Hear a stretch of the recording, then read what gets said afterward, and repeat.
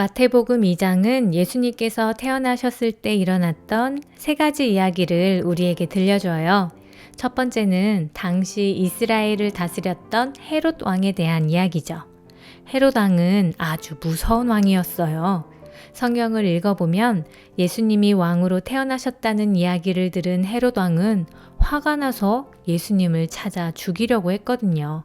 그런데 예수님을 찾지 못하자 성경의 예언이 가르쳐 줬던 동네 베들레헴에 있는 어린 아이들을 모두 죽여버렸어요. 정말 끔찍하죠? 마태복음은 두 번째로 예수님이 어디에서 태어나셨는지 알려줘요. 미가라는 구약 성경은 이스라엘을 다스릴 자가 베들레헴에서 태어날 것이라고 말하죠.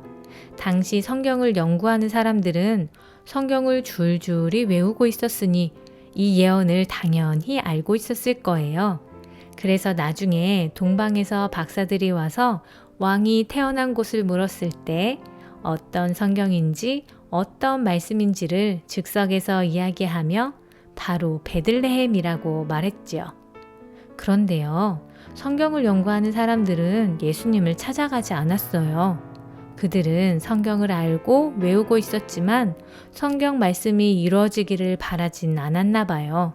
그들에게는 예수님이 태어나시기를 기대하면서 기다리는 마음이 없었던 거예요. 마지막으로 마태복음은 동방에서 온 박사들에 대한 이야기를 들려줘요. 박사들은 이스라엘에서 아주 멀리 떨어진 곳에서 살았어요. 그곳에서 하늘을 바라보며 별을 연구하는 일을 했죠. 어느 날 박사들은 이전엔 보지 못했던 하늘의 변화를 느꼈어요. 특별한 별이 나타난 거죠. 박사들은 성경에 대해서도 베들레헴이라는 동네도 무서운 헤롯 왕에 대해서도 아무것도 아는 것이 없었어요. 하지만 한 가지만은 확실히 알고 있었죠. 새로 나타난 저 별이 우릴 인도하고 있어. 저 별을 따라가면 이 세상의 왕을 만날 수 있을 거야. 그렇게 그들은 별을 따라서 여행을 떠났어요. 별이 언제 멈출지도 몰랐고 얼마나 더 가야 하는지도 알지 못했죠. 게다가 매일 추운 밤길을 걸어야 했으니 얼마나 힘들었을까요? 하지만 그들은 생각했어요. 별이 보이는 한 우리가 만나고 싶은 그 왕을 볼 수 있을 거야.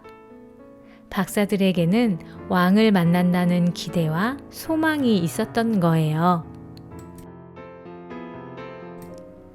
헤롯 왕도 성경을 연구하는 사람들도 예수님에 대해서 알고 있었지만 그 예수님과의 만남에 대한 기대와 소망은 없었어요.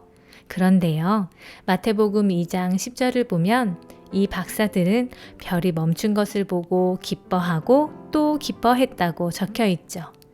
만남을 기다리면서 별을 따라갔던 사람만이 느낄 수 있는 기쁨이에요.